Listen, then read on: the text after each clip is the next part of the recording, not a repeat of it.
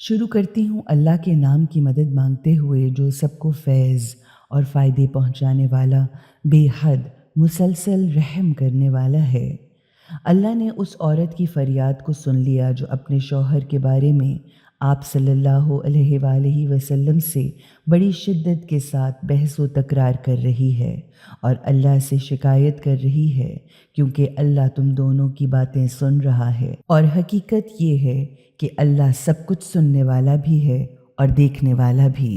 تم میں سے جو لوگ غصے میں اپنی بیویوں سے اظہار کرتے ہو، یعنی یہ کہہ دیتے ہو کہ تو میرے لیے ایسے ہے جیسے میری ماں کی پیٹھ، تو اس بات کے کہہ دینے سے ان کی بیویاں ان کی مائیں نہیں بن جاتیں۔ حقیقتاً ان کی مائیں تو صرف وہی ہیں جنہوں نے انہیں اپنے پیٹ سے جنا ہے۔ حقیقت یہ ہے کہ یہ لوگ ایک ایسی ہی سخت ناپسندیدہ، بری اور جھوٹی بات اپنی زبان سے کہہ دیتے ہیں، یعنی اپنی بیوی کو اپنی ماں کہہ دینے کا تصور ہی ایک نہایت بیہودہ اور سخت گندا تصور ہے، مگر یہ حقیقت ہے کہ اللہ ایسی باتوں کے باوجود بڑا معاف کرنے والا اور تمہاری برائیوں کو اپنی رحمتوں سے ڈھک لینے والا ہے۔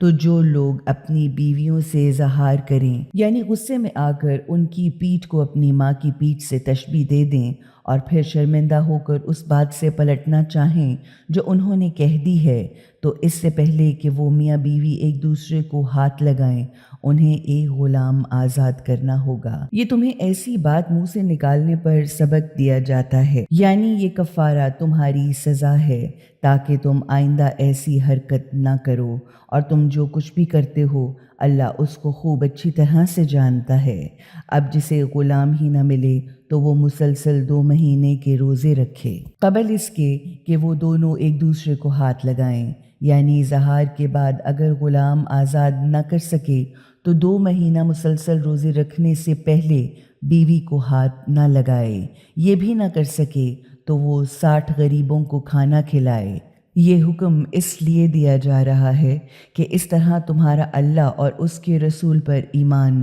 ثابت ہو جائے، اور یہ اللہ کی طرف سے مقرر کی ہوئی سزا کی حدیں ہیں، اور اس سے انکار کرنے والے کافروں کے لیے بہت بڑی اور سخت تکلیف دینے والی سزا ہے۔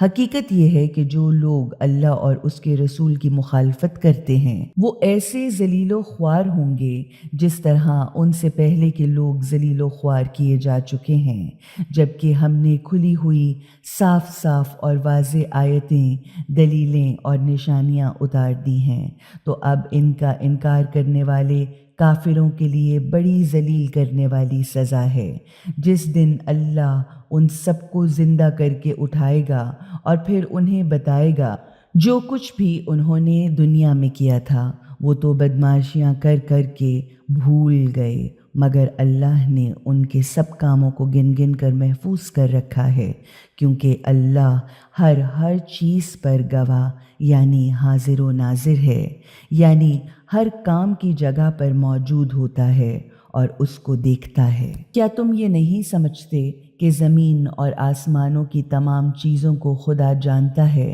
کبھی ایسا نہیں ہوتا کہ کوئی 3 آدمی آپس میں چھپ کر باتیں کریں اور ان کے درمیان چوتھا اللہ موجود نہ ہو، یا 5 آدمی خفیہ باتیں کریں اور ان میں چھٹا اللہ موجود نہ ہو۔ چھپ کر بات کرنے والے چاہے اس سے تعداد میں کم ہوں یا زیادہ، جہاں کہیں بھی وہ ہوتے ہیں اللہ ان کے ساتھ ساتھ ہوتا ہے۔ پھر قیامت کے دن خدا انہیں بتائے گا جو کچھ بھی انہوں نے دنیا میں کیا ہوگا، کیونکہ یہ حقیقت ہے کہ خدا ہر چیز کا پورا علم رکھنے والا ہے۔ کیا تم نے ان لوگوں کو نہیں دیکھا جنہیں چھپ چھپ کر بری باتیں کرنے سے منع کر دیا گیا تھا، مگر جس چیز سے انہیں منع کیا گیا تھا وہ پھر دوبارہ وہی حرکت کیے چلے جاتے ہیں۔ یہ لوگ چھپ چھپ کر ایک دوسرے سے گناہ، ظلم و زیادتی اور رسول صلی اللہ علیہ وآلہ وسلم کی نافرمانی کی باتیں کیا کرتے ہیں، مگر جب آپ کے پاس آتے ہیں تو آپ کو اس طریقے سے سلام کرتے ہیں جس طرح اللہ نے آپ پر سلام نہیں کیا، یعنی السلام علیکم کی بجائے کہتے ہیں السلام علیکم، یعنی آپ صلی اللہ علیہ وآلہ وسلم پر موت آ جائے، نعوذ باللہ۔ اور پھر اپنے دلوں میں بھی یہ کہتے ہیں کہ ہمارے اس کہنے کی وجہ سے خدا ہم پر اپنا عذاب نازل کیوں نہیں کرتا۔ ان کی سزا کے لیے جہنم بہت کافی ہے، وہ اسی کا ایندھن بنیں گے، بہت ہی برا انجام ہوگا ان کا۔ اے وہ لوگو جو خدا اور رسول کو دل سے مانتے ہو، جب تم ایک دوسرے سے چھپ چھپا کر کوئی بات کیا کرو تو تم گناہ، ظلم، زیادتی اور رسول کی نافرمانی کی باتیں نہ کیا کرو، بلکہ نیک کاموں اور تقویٰ یعنی برائیوں سے بچنے اور فرائض الہیہ کے ادا کرنے کی باتیں کیا کرو، اور اس اللہ کی ناراضگی سے ڈرتے رہا کرو جس کی طرف تم سب کو جمع ہو کر حاضر ہونا ہے۔ یہ چھپ چھپا کر چپ کے منافقانہ باتیں کرنا شیطان کی تحریک سے ہوتا ہے، یا یہ کانا پھوسی ایک شیطانی کام ہے، اور یہ اس لیے کی جاتی ہے کہ ایماندار لوگوں کے لیے باعث رنج ہو، حالانکہ وہ خدا کی اجازت کے بغیر انہیں کسی قسم کا کوئی نقصان نہیں پہنچا سکتے۔ اس لیے خدا و رسول کو دل سے ماننے والے ایمانداروں کو اللہ ہی پر بھروسہ رکھنا چاہیے۔ اے وہ لوگو جو خدا و رسول کو دل سے مانتے ہو، جب تم سے یہ کہا جائے کہ جلسوں میں ادھر ادھر ہٹ کر لوگوں کو بیٹھنے کی جگہ دے دو تو تم پھیل پھیل کر جگہ دے دیا کرو، خدا تمہیں وسعت اور کشادگی عطا کرے گا۔ اور جب تم سے کہا جائے کہ کھڑے ہو جاؤ تو کھڑے ہو جایا کرو، تاکہ اللہ ان لوگوں کو بلند درجے عطا فرمائے جو دل سے خدا و رسول کو مانتے ہیں اور جنہیں علم کا جوہر عطا کیا گیا ہے۔ اور تم جو کچھ بھی کرتے ہو اللہ اس کو خوب اچھی طرح سے جانتا ہے۔ اے لوگو جو دل سے خدا و رسول کو مانتے ہو، جب تم رسول سے چھپ کر اکیلے میں بات کرو تو اپنی اس بات چیت سے پہلے کچھ خیرات دے دیا کرو، یہ تمہارے لیے بہتر بھی ہے اور زیادہ پاک و پاکیزہ ہونے کا ذریعہ بھی۔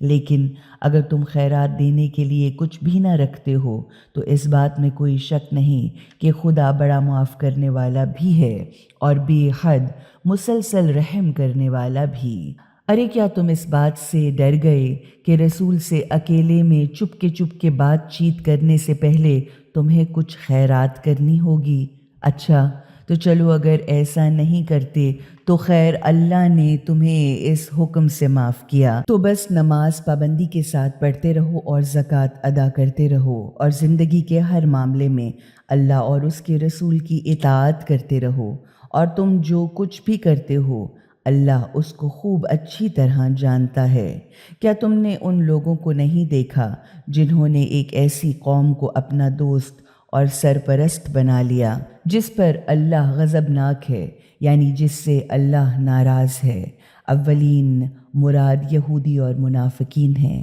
وہ نہ تو تمہارے ہی ہیں اور نہ ان کے، یا وہ نہ ان میں سے ہیں اور نہ تم میں سے، وہ تو جان بوجھ کر تم سے دوستی کی جھوٹی قسمیں کھاتے ہیں، یعنی جھوٹے حلف اٹھاتے ہیں۔ اللہ نے ان کے لیے بڑی ہی سخت سزا بالکل تیار کر رکھی ہے،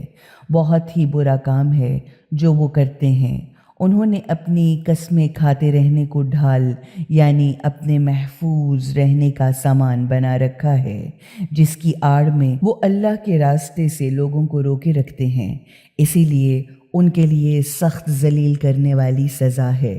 انہیں اللہ سے بچانے کے لیے ان کا مال اور اولاد کچھ کام نہ آئے گا، یعنی انہیں ان کا مال اور اولاد اللہ کے مقابلے میں کچھ فائدہ نہ پہنچائے گا۔ وہ دوزخ والے ہیں، اسی میں ہمیشہ ہمیشہ رہیں گے۔ پھر جب اللہ ان کو دوبارہ اٹھائے گا تو وہ خدا کے سامنے بھی اسی طرح جھوٹی قسمیں کھائیں گے جس طرح تمہارے سامنے قسمیں کھاتے ہیں، اور اپنے دل میں یہ سمجھیں گے کہ اس طرح ان کا کام بن جائے گا، یا جھوٹی قسمیں کھا کر وہ اپنے نزدیک یہ سمجھیں گے کہ وہ کسی مضبوط دلیل پر ہیں۔ خوب جان لیجئے کہ یہ لوگ پرلے درجے کے جھوٹے ہیں۔ شیطان ان پر مسلط ہو چکا ہے اور اسی نے خدا کی یاد کو ان کے دل سے بھلا دیا ہے۔ یہ لوگ شیطان کی پارٹی والے ہیں۔ خوب جان لیجئے کہ شیطان کی پارٹی سخت نقصان اٹھانے والی ہے۔ جو لوگ اللہ اور اس کے رسول کا مقابلہ اور مخالفت کرتے ہیں وہ حقیقتاً بڑے ہی ذلیل اور گھٹیا لوگ ہیں۔ اللہ نے لکھ دیا ہے کہ لازمی طور پر ضرور بالآخر میں اور میرے پیغام پہنچانے والے رسول ہی غالب آئیں گے، کیونکہ یہ حقیقت ہے کہ اللہ زبردست طاقت والا اور غالب آنے والا ہے۔